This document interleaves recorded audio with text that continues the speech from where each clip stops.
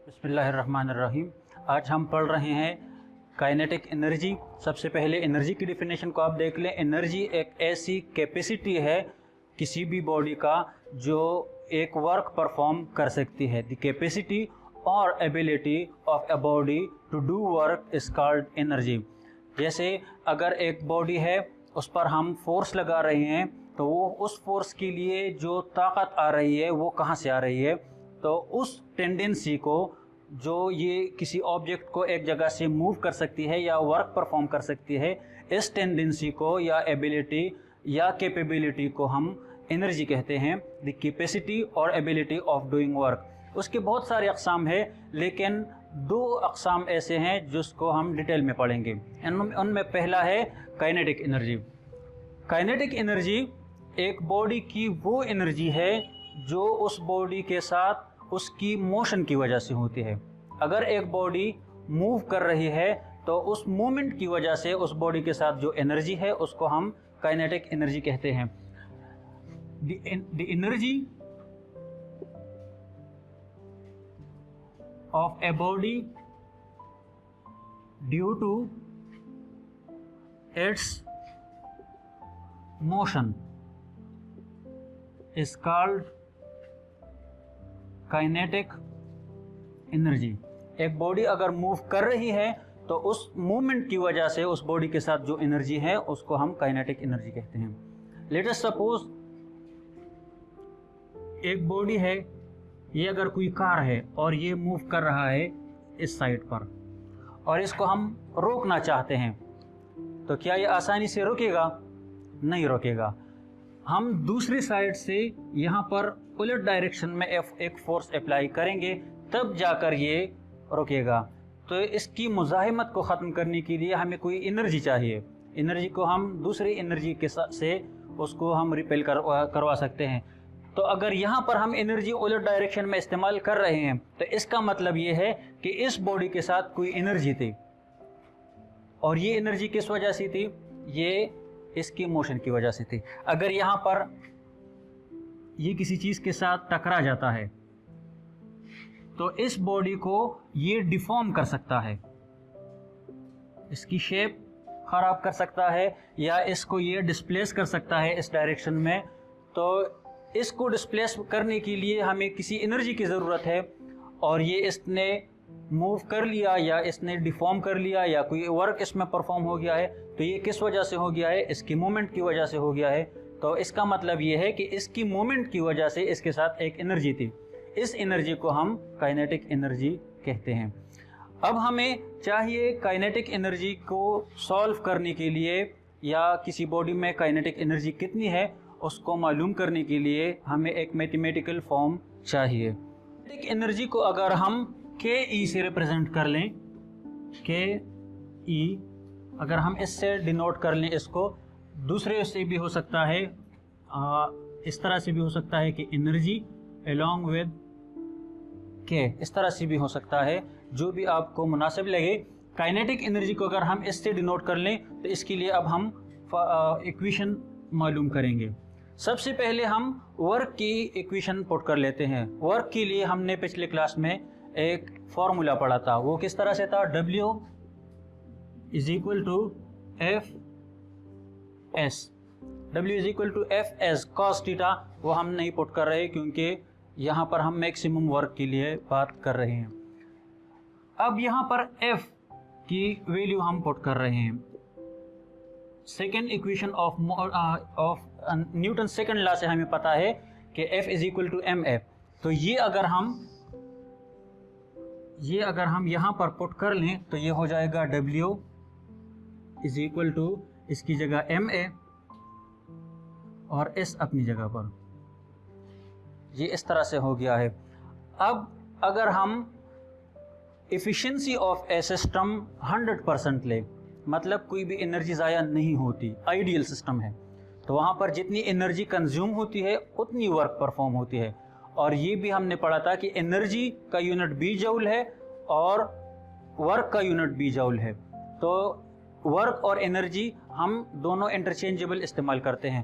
तो वर्क बराबर है W बराबर है एनर्जी की, इसकी जगह हम एनर्जी लिख सकते हैं। Energy is equal to M A S.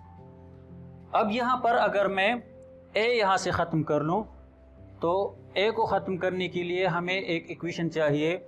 मैं अगर third equation of motion put कर लूँ, थर्ड इक्वेशन ऑफ मोशन किस तरह से है, ये इक्वेशन 1 अगर है, third equation of motion 2as is equal to vf square minus vi square.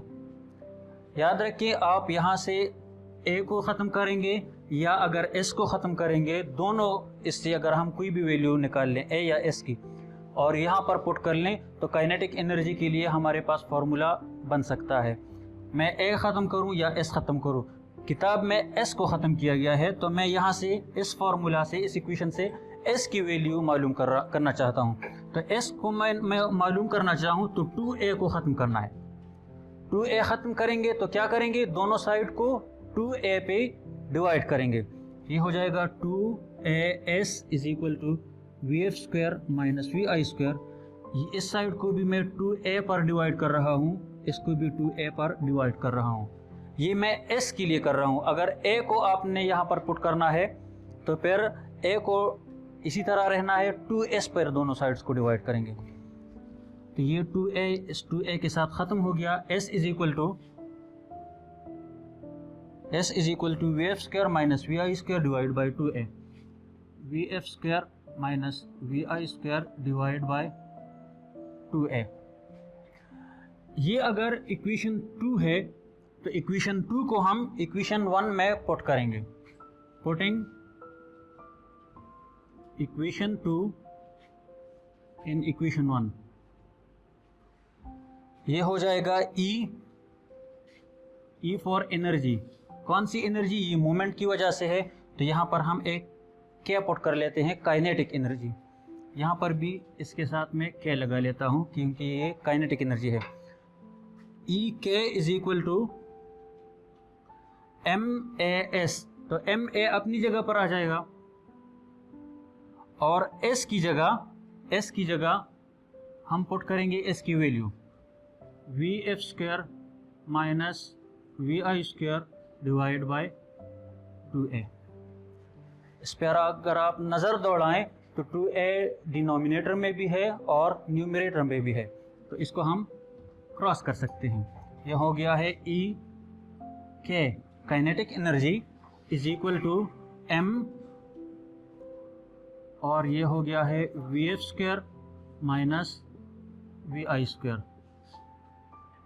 यहाँ पर हम vf और vi को ख़त्म करेंगे, सिर्फ v चाहिए हमें।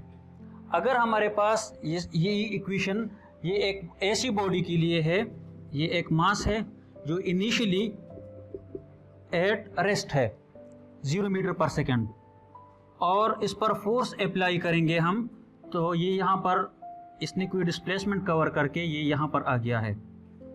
तो यहाँ पर इसकी वेलोसिटी अगर vf बराबर है v के, v मीटर पर सेकेंड, इनिशियली ये क्या है, ये एट रेस्ट है और फाइनली इसमें कोई मोशन मौजूद है। तो इसकी वेलोसिटी अगर हम v पुट कर लें तो यहाँ पर इसी तरह से हम वैल्यूज़ को मेंशन कर लेंगे। vf की जगह हम क्या लिखेंगे, m अपनी जगह पर, और vf स्क्वायर, vf क्या है, v है, उसके ऊपर स्क्वायर माइनस vi, ये इनिशियली क्या था, एट रेस्ट था। तो जब एक बॉडी रेस्ट में होती है तो इनिशियल वेलोसिटी कितनी होती है, 0 होती है। तो 0 के ऊपर स्क्वायर, 0 का स्क्वायर हम लें तो वापस 0 आता है, और 0 किसी भी चीज़ से सब्ट्रैक्ट हो जाए तो सेम आंसर आता है, इसलिए हम, और इसके नीचे 2 बाकी है,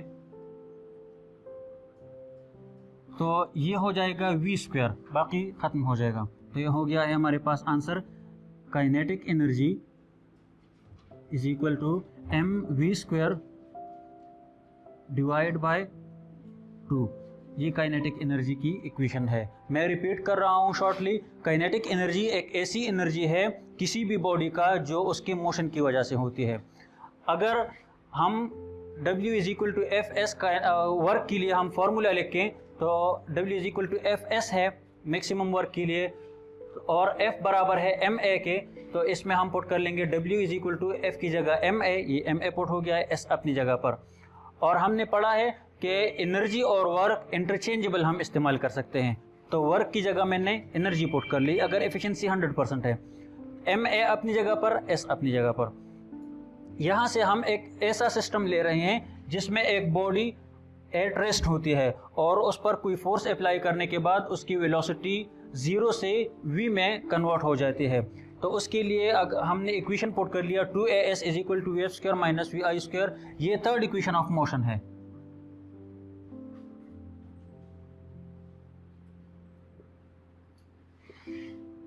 थर्ड इक्वेशन ऑफ मोशन हमने पुट कर लिया। हमें इक्वेशन 1 में से s को ख़त्म करना है, तो s यहाँ से हम s की वैल्यू पुट करेंगे, तो s के साथ यहाँ पर 2a है, इस 2a को हम ख़त्म करेंगे तो 2a पर हमने दोनों साइड्स को डिवाइड कर लिया, यहाँ से 2a कैंसिल हो गया है, बाकी हमारे पास यहाँ पर आ रहा है।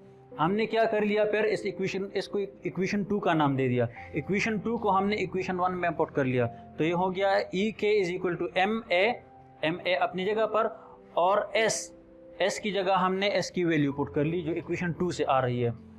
m अपनी जगह पर, vf ये 2a और a एक दूसरे के साथ कैंसिल हो गई है, vf स्क्वायर अपनी जगह पर, vi स्क्वायर अपनी जगह पर, 2 अपनी जगह पर।